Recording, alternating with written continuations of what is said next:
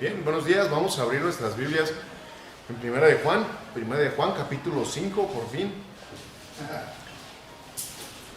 Pero también ver siempre que vamos a adorar ratito ahí en ese capítulo 5. Primera de Juan, capítulo 5, vamos a leer esta vez de versículo 1 al versículo 5, que la verdad no creo que lleguemos al 5, pero vamos a tomar lectura en esta parte. Vamos a tomarla esta parte como una sección del 1 al 5. Bueno, yo lo voy a leer y usted me sigue con su vista. Es Primera de Juan, nuevamente le repito, Primera de Juan, capítulo 5, del versículo 1 al versículo 5. Dice la palabra de Dios: todo aquel que cree que Jesús es el Cristo es nacido de Dios, y todo aquel que ama al que engendró, ama también al que ha sido engendrado por él. En esto conocemos que amamos a los hijos de Dios, cuando amamos a Dios y guardamos sus mandamientos. Pues este es el amor de Dios, que guardamos sus mandamientos, y sus mandamientos no son gravosos, porque todo lo que es nacido de Dios vence al mundo, y esta es la victoria que ha vencido al mundo, nuestra fe. Verso 5. ¿Quién es el que vence al mundo, sino el que cree que Jesús es el Hijo de Dios? Vamos a orar. Padre nuestro que estás en los cielos, santificado sea tu nombre. Te agradecemos, Señor, por la vida que nos das, y te agradecemos infinitamente también por la salvación que nos das. Gracias, Señor, porque pudimos alcanzarla, y te agradecemos también por toda la obra que hiciste para que esto fuera posible. Y de igual manera también te agradecemos por la oportunidad que nos das de estar aquí en tu casa, Señor, y principalmente te agradezco por la oportunidad que me das de estar aquí, Señor, aunque en realidad no lo merezco, pero tú sabes por qué haces las cosas. Y especialmente también te pido en esta mañana por esta enseñanza, que tú nos ayudes a que podamos entender lo que tú quieres que entendamos hoy, y que la guardemos en nuestra mente y la llevemos en nuestro corazón, y lo podamos al mismo tiempo poner en práctica. Gracias por todo, en el nombre de Cristo Jesús. Amén. Bueno, pues como mencioné hace un momento, dimos por terminada la semana pasada lo que fue el capítulo 4, y pues ahora vamos a empezar con este capítulo 5, ¿no? Entrando ahora a la tercera sección, que es vida, ¿no? Vimos el del 1 al 2, que era luz, del 3 al 4, amor, y ahora comenzamos con este que es vida. Ya como les menciono, pues ya esta es la última sección de esta primera carta de Juan. Y pues recordando estos tres secciones en las que está dividida esta carta. Pues a lo largo de estas semanas, de estas lecciones, pues también hemos visto o hemos notado muchos temas, tal vez se pueden considerar como básicos, ¿no? Pero pues son de mucha importancia dentro de la vida del creyente. Porque sabemos y recordamos que esta carta principalmente fue escrita a los creyentes. Y pues el primer propósito, el propósito principal de Juan al escribir esta carta, pues recordemos que fue porque en las iglesias estaba intentando entrar maestros falsos con sus falsas doctrinas, tratando de desviar lo que era pues la verdad, ¿no? Y pues por eso es que Juan se vio con esta necesidad de detener a estas falsas doctrinas, de detener tal vez a las personas que estaban tratando o estaban a punto de ser engañadas. Por eso Juan se vio con esta necesidad de escribirlo, ¿no? Pues una de las cosas más importantes que vimos y que he recalcado casi en todas las clases que nos ha tocado compartir, es lo que vemos en Primera de Juan, capítulo 3, verso 1, cuando dice: mirad cuál amor nos ha dado el Padre para que seamos llamados hijos de Dios. Este es uno de los temas más importantes, y no solamente de Juan, sino de toda la Biblia, ¿verdad? Ahora pues Juan nos trata de abrir los ojos por medio pues de estas cartas a los creyentes en su momento, y a nosotros también, al decir esta frase, nos dice: mirad, observa, fíjate, pon mucha atención, o dale la importancia que se debe a este amor tan grande que Dios nos ha demostrado al hacernos llamar a nosotros hijos de Dios, al llegar con este título tan grande, ¿verdad? Y pues en esta carta hemos estado viendo cómo se debe de ver, cuál deben ser las evidencias de un verdadero cristiano. En forma resumida lo vimos la vez pasada. Un verdadero cristiano viene a la luz, experimenta el amor de Dios, y entonces camina en una nueva vida. Hablando de esta última sección, hablando de vida. Y pues todos de alguna manera tenemos un pasado pues diferente, ¿no? En cuanto a nuestras vidas terrenales, digo, tal vez hablando pues hablando de nuestros papás, por así decirlo, digo, a todos crecimos de alguna manera muy diferente. Mi papá nos cuenta de que su papá era muy estricto con él, con ellos, hablando de ellos, pues, porque pues el enfoque era el trabajo.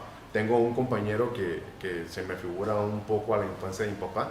Él me comentaba el otro día, no, yo para salir a jugar, dice, era bien difícil, dice, porque todo el tiempo estuvimos trabajando en el campo. Entonces, de alguna manera, pues yo me pongo a pensar, digo, en la forma como fue mi papá con nosotros, y sí fue estricto, y sí ha sido, o fue estricto en su momento, pero pues a otros grados, pues cada quien en su nivel sabe cómo vivió su pasado, ¿verdad? Tal vez en algunos casos ni el papá estuvo, tal vez estuvo ausente o tal vez muy enfocado en el trabajo y también se notó algo ausente, pero pues cada quien podríamos contarnos nuestras historias, ¿no? De nuestro pasado, tal vez alegres, otras no tanto, otras pues también que a pesar de que no son buenas, pues motivan en el presente.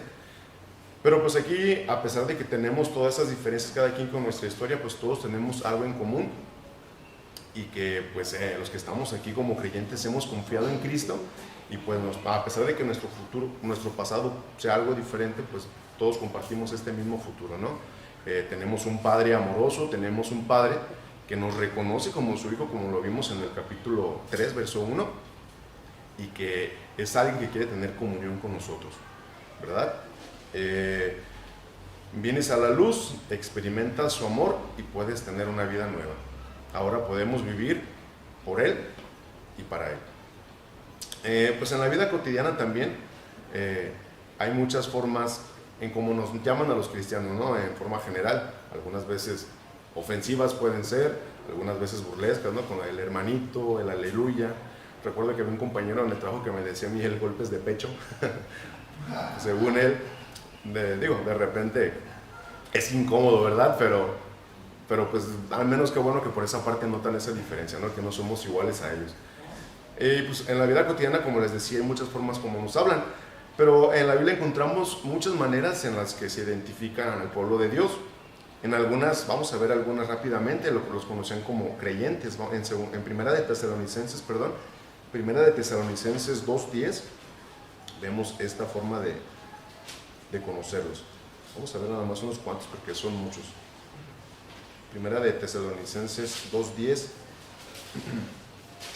dice: vosotros sois testigos y Dios también de cuán santa, justa e irreprensiblemente nos comportamos con vosotros los creyentes, ¿verdad? Hablando del pueblo de Dios. Otro término en Hechos 11:26, recordamos que fue la primera vez que se llamaron cristianos. Vamos a ver Hechos 11:26.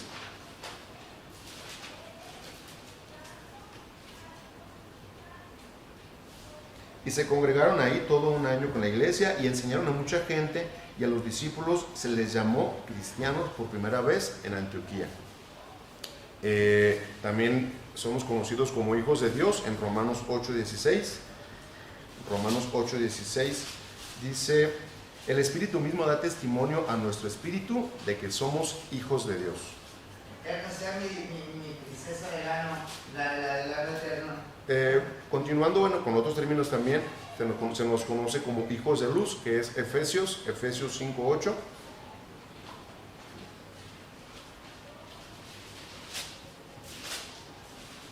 Para no los escribir porque luego no les entiendo de todos modos.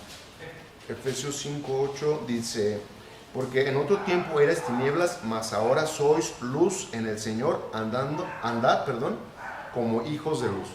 Y entre ellos pues hay otras maneras como se conoce: hijos del día, hijos del reino, hijos de la promesa, hermanos también, santos, testigos, conciudadanos, y pues muchos otros términos se usan. Y pues hace referencia a un escritor que pues es como un diamante, ¿no? De que a pesar de que tiene muchos lados, esos diamantes, cada uno revela algo del carácter o de las bendiciones o de los privilegios que tenemos los creyentes, ¿no? Pero ahora en este pasaje que vamos a ver ahora, hablando de Primera de Juan capítulo 5, Juan está usando un título diferente para los cristianos y nos llama vencedores. perdón, bueno, en la cita que estamos estudiando. Si se fijan, bueno, muchas veces en los capítulos anteriores, pues Juan confrontaba, ¿no? De que pues si no eres hijo de Dios, eres hijo del diablo. Y bueno, después de tantas confrontaciones que pues nos hizo mediante la Biblia, pues ahora en este capítulo 5, Juan nos revela este título como cristianos vencedores. La forma verbal, Nikao, como Nikao, K-A-O, la O lleva una rayita arriba, no sé cómo se pronuncia, es traducido como vence.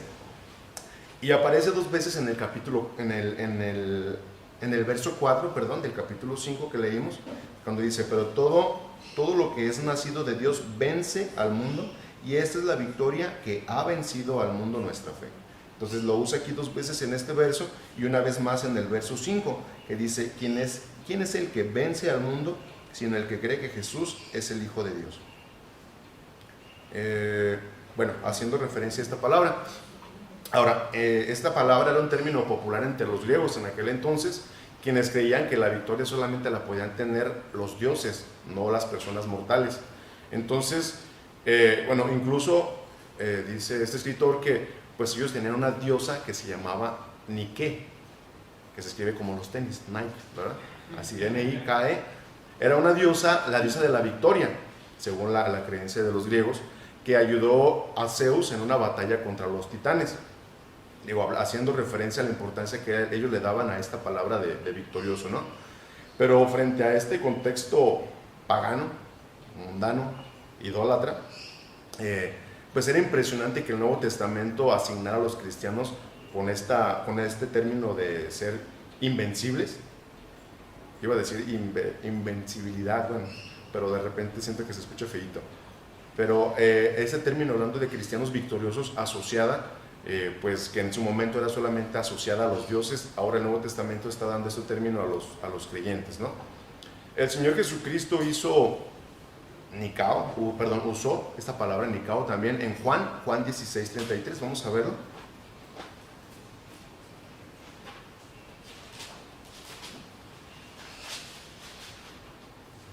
Juan 16:33 dice así: estas cosas os he hablado para que en mí tengáis paz.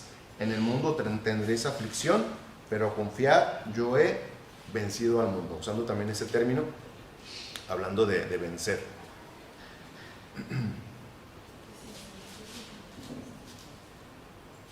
Bueno, el Señor Jesucristo usó ese término para hablar de su victoria ante un sistema mundial satánico, ¿verdad? Esta victoria, pues,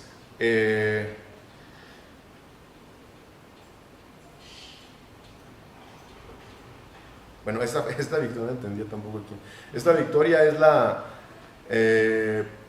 pues es la frase de calidad de los triunfadores cristianos, la misma que también Pablo usó en Romanos 8:37. Vamos a ver Romanos 8:37. Romanos 8:37 dice: antes, en todas estas cosas somos más que vencedores por medio de aquel que nos amó. Hablando también de personas, cristianos victoriosos, cristianos vencedores. Ahora,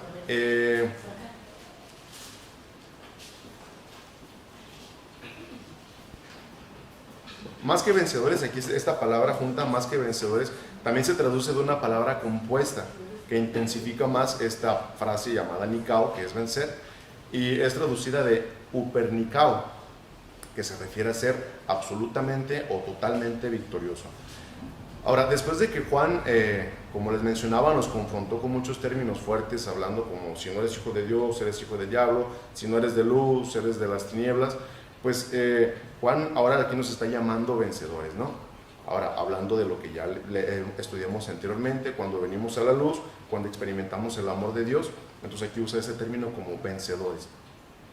Ahora, podríamos preguntarnos a nosotros mismos, ¿no? ¿Cuántos nos sentimos victoriosos hoy? ¿Cuántos nos sentimos de verdad que tenemos esta victoria? Pues podemos tal vez semana con semana o culto tras culto, pues estar viniendo a los servicios, y a lo mejor mientras estamos en la iglesia nos podemos sentir tal vez pues esa espiritualidad, ¿no? De que estamos en la iglesia, pues de que estamos alimentándonos espiritualmente, y al día siguiente, o no tal vez el día siguiente, en unas horas después, pues como que se apaga, como que volvemos a lo mismo, y pues sabemos que es una lucha constante, no es nada fácil para el cristiano de mantener una vida espiritual, mantener una vida apegada 100% a la Biblia. Y pues aquí nos venimos tal vez a la iglesia y mientras cantamos podemos sentir esa espiritualidad, mientras escuchamos la palabra de Dios. Y pues a veces podemos tomar esa decisión, ¿no? De que sabemos que estamos haciendo algo malo, que somos creyentes o algo, caemos en pecado, y podemos tal vez tomar esa decisión de decir hasta aquí, ¿no? Y parece que más tardamos en tomar esa decisión en lo que volvemos a caer, y pues por más que intentamos de repente agarrar vuelo en nuestra decisión de nuestras vidas espirituales, pues se vienen muchos bajones, ¿no? Podríamos decirnos a nosotros mismos, pues bueno, tenemos luz, tenemos amor, pero pues ¿cómo es el vivir una vida en Cristo, no? Puedo tener una vida que manifieste que he venido a la luz y experimente el amor de Dios en mi vida. Vamos a ver qué es una vida victoriosa. Juan nos lo va a explicar en esos versículos más adelante. Y Juan nos explica que para poder vivir esta vida hay que nacer primeramente de nuevo. Tal vez pues suene muy lógico, ¿no? De repente que pues ¿cómo vas a vivir esta vida si no has nacido dentro de la vida secular? Pero hablando también de la vida espiritual, es necesario nacer de nuevo para poder experimentar esta vida espiritual, que es esta vida victoriosa. Si recordamos, bueno, en el verso 4 de primera de Juan 1,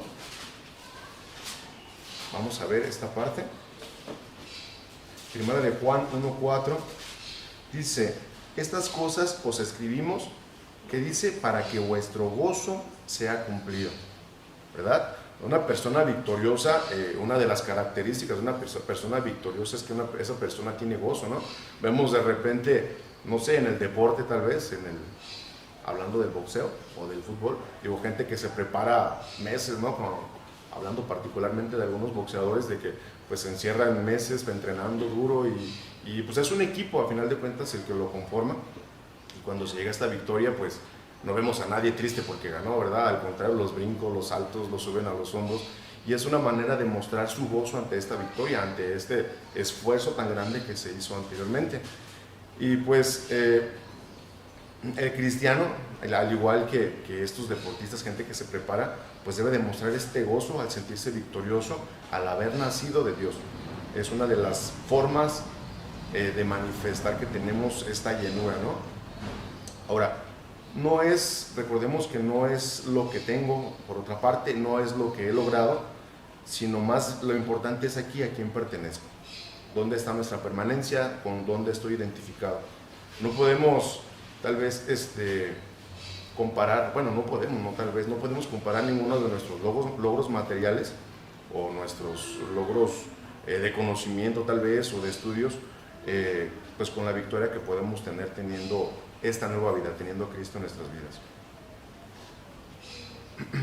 Muchas veces tal vez pasa, ¿no? De que venimos medio apagadones y empezamos a cantar.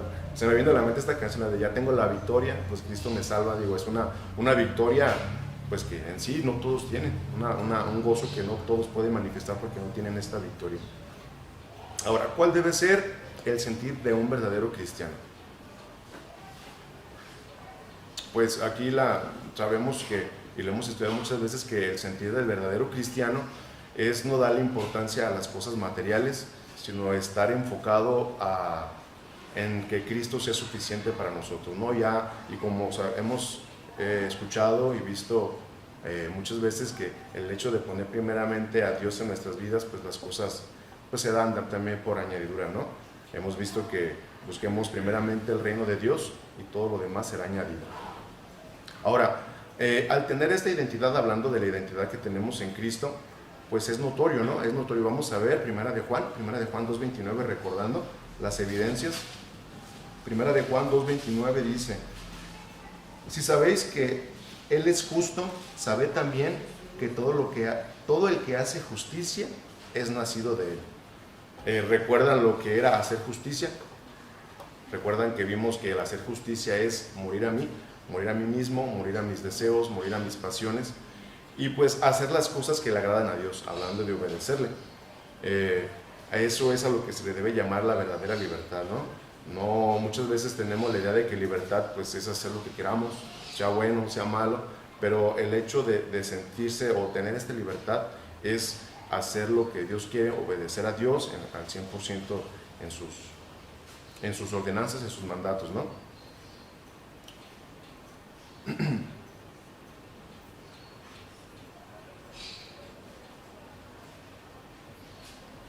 Bueno, ya no le entendí aquí. Pero hablando de eso, es de que eso es hacer justicia, ¿no? Es hacer evidente que nuestra vida está enfocada no en nuestros gustos, no en nuestra vida, el morir a nosotros y vivir una vida que le agrada a Dios. Ahora, como hablando esto acerca del primer punto que es luz que vimos, ahora haciendo evidente que venimos el amor de Dios, vamos a ver el capítulo 3, verso 9, dice, todo aquel que es nacido de Dios, dice, no practica el pecado, porque la simiente de Dios permanece en él y no puede pecar, porque es nacido de Dios. Ahora, aquí poniendo otra vez foco o un poquito recalcar esta parte, pues aquí no dice que no peca, ¿no? Aquí usa mucho hay que poner mucho énfasis en esta palabra que dice no practica, no dice que no cae. Todos estamos expuestos a caer en pecado, pero pues sabemos que tenemos un abogado, también aquí lo vimos en 1 de Juan, que se dice estas cosas, escribo para que no pequéis, pero si alguno hubiere pecado, dice, abogado tenemos para con el Padre. Entonces está hablando de que tenemos que tener una continua confesión ante Dios por nuestros pecados. Ahora, el verso 7 del capítulo 4 dice, amaos, amémonos unos a otros porque el amor es de Dios. Todo aquel que ama, al final dice, todo aquel que ama es nacido de Dios y conoce a Dios. Ahora, la única manera de ver o evidenciar que eres hijo de Dios es porque amas, ¿no? Lo vimos muchas veces en lecciones pasadas, del capítulo 3 al versículo 4, dice en algunos predicadores una espiral, porque estábamos repitiendo y repitiendo lo mismo, pero a final de cuentas era la importancia que tenía este tema, hablando del amor que recibimos de Dios y el amor que manifestamos también a los demás hermanos. Ahora, recordemos que una de las cosas muy importantes no es el cuánto sé de la Biblia, cuánto conocimiento tengo, sino aquí es lo importante cuánto amo, ¿no? Cuánto manifiesto este amor. Ahora, recordando estos conceptos que vimos hace un momentito, entrando en el capítulo 5, vamos a ver el versículo 1. Versículo 1 del capítulo 5. Dice, todo aquel que cree que Jesús es el Cristo, perdonen, se ve la sombra aquí, todo aquel que cree que Jesús es el Cristo es nacido de Dios, y todo aquel que ama al que le engendró, ama también al que ha sido engendrado por él. Ahora, aquí haciendo una pausa, en la primera parte dice, todo aquel que cree que Jesús es el Cristo es nacido de Dios.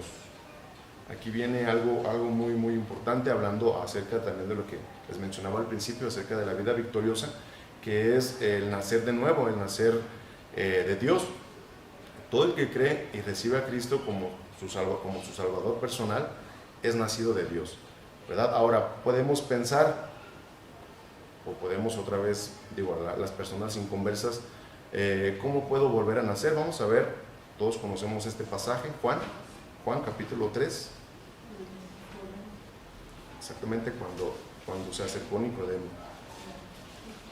Juan capítulo 3, vamos a leer del 1 al 7, dice, capítulo 1 versículo 1 del capítulo 3, dice, había un hombre de los fariseos que se llamaba Nicodemo. Dice aquí, un principal entre los judíos, ¿verdad? Hablamos de que es un personaje pues de mucha importancia para su momento, para los judíos. Era alguien de relevancia, no era cualquier persona, no era cualquier, no porque la gente tenga más importancia que otras, sino que el conocimiento que él tenía o la posición que tenía era de un nivel muy conocido, un nivel muy alto, ¿no? Dice, era un principal entre los judíos. Verso 2 dice, este vino a Jesús de noche y le dijo, Rabí, sabemos que has venido de Dios como maestro, porque nadie puede hacer estas señales que tú haces si no está Dios con él. Ahora, notemos una parte muy importante aquí, de que aún Nicodemo no le está preguntando nada, ¿verdad? Vemos que en el versículo 3,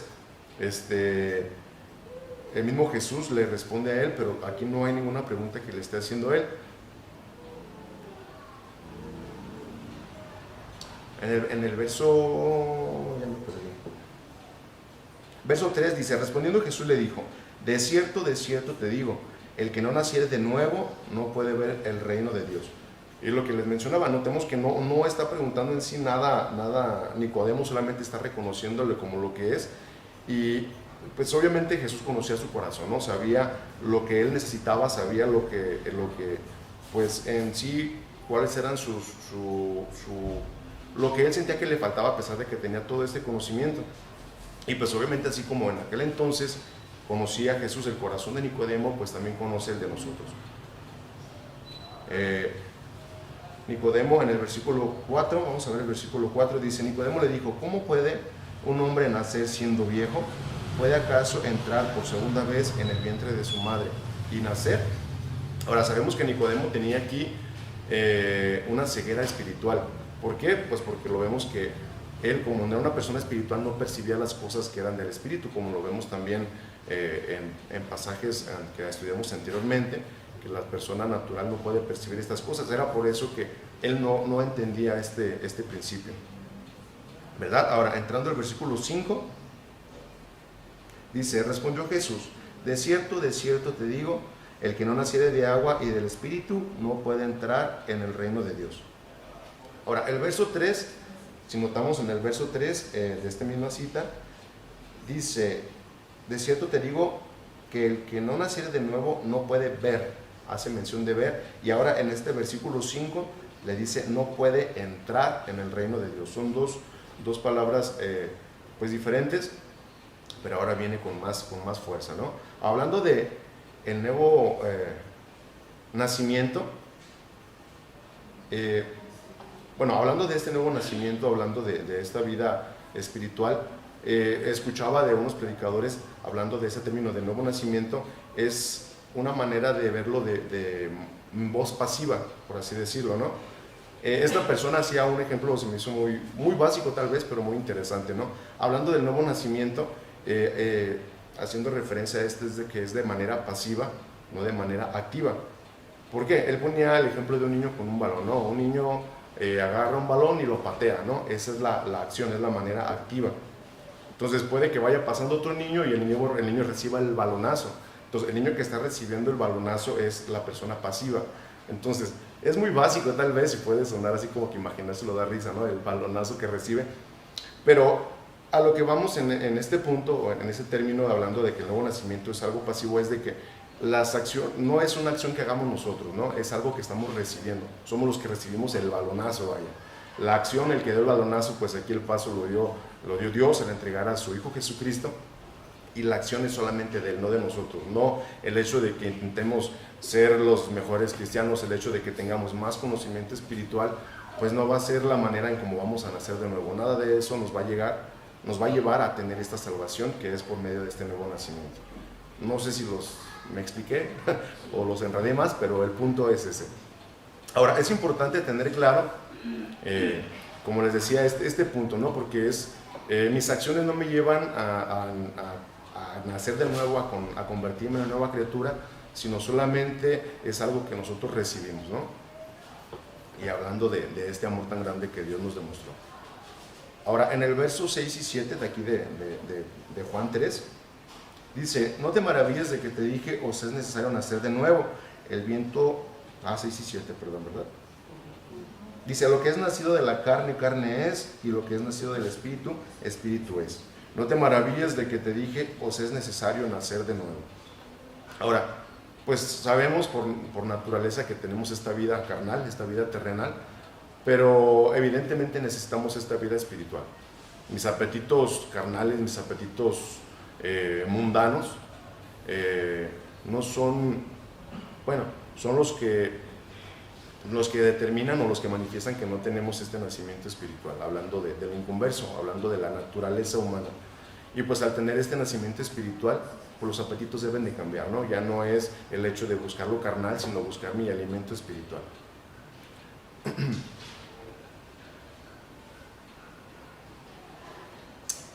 Bueno, en sí creo que el tiempo ya se está yendo. Hay 5 cualidades que vamos a estudiar acerca en estos 5 versículos, acerca de las personas o el creyente victorioso. Pero pues yo pienso que no vamos a alcanzar a ver mucho, ya entrando en materia. Aquí lo importante, bueno, es una de las cosas que consideré y son demasiado importantes acerca de las secciones que hemos visto a través de Primera de Juan. La primera, que es venir a la luz para pues evidenciar o darnos cuenta de qué es lo que estamos mal, y por consiguiente en el versículo 3 y 4 experimentar el amor de Dios, conocer el amor de Dios, de alguna manera acercarnos a Él y manifestarlo hacia los hermanos. Pero también es importante tener presente lo que es la vida victoriosa de un cristiano, ¿no? ¿Y cuál es la victoria? El hecho de haber nacido de nuevo, el haber aceptado haber recibido a Cristo como nuestro Salvador, pues debe ser la victoria más grande que podemos tener presentes, ¿no? Pues tal vez de repente podemos creer que somos salvos, y lo hemos dicho y visto en evidencias anteriores, y pues ahora sí que Juan nos invita continuamente a hacer este autoanálisis, ¿no? Aquí nuevamente nos está invitando a ver si pues en realidad nacimos de nuevo, ¿no? Dice el versículo 1, dice: todo aquel que cree que Jesús es el Cristo es nacido de Dios, y todo aquel que ama al que engendró, ama también al que ha engendrado, al que ha sido engendrado por él. Entonces aquí nos invita a que pues nos analicemos nuevamente si en verdad tenemos este nuevo nacimiento, y si no lo tenemos, pues tener esa seguridad de que pues no depende de nuestras acciones, no depende de la acción que hizo nuestro Señor Jesucristo para salvarnos a nosotros. Y pues si no has experimentado este nuevo nacimiento, pues tal vez hoy sea ese día, ¿no? De alguna manera Dios nos habla de muchas formas y de muchas maneras al creyente, al inconverso, y pues nos invita a sentir a tener la satisfacción de esta victoria.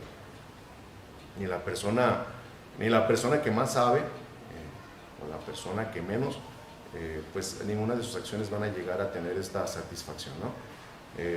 Mi idea era continuar con estos puntos, pero creo que no vamos a alcanzar. Yo pienso que aquí lo dejamos, y pues es importante que llevemos presente esta parte, ¿no? De que pues este nacimiento nos debe dar esta satisfacción de victoria, nos debe dar esta satisfacción porque tenemos ahora a alguien que vive en nosotros y pues nos ayuda para derrotar todo lo malo que venga, ¿verdad? Por mi parte es todo, espero se haya entendido.